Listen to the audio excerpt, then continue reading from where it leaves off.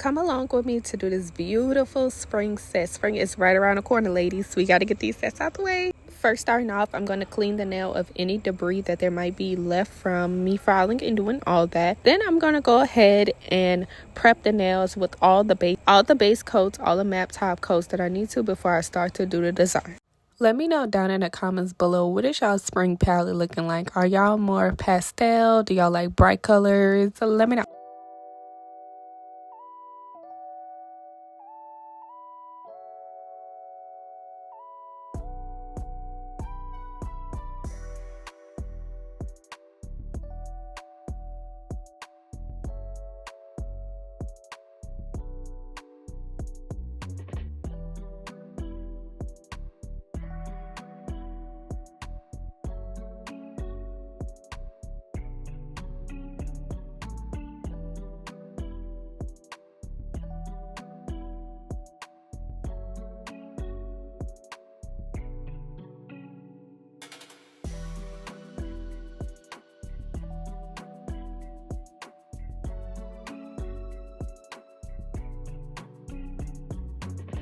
I made sure I put the pixie crystals on before she went ahead and stuck her hand in the light. It made more sense to me so it could go ahead and cure, and then that finger will basically be done. I tried to put this dapping dish underneath it, hoping that it would catch some of the fallout. Y'all, it did not. It just ended up making a mess. I was like, oh well, at this point.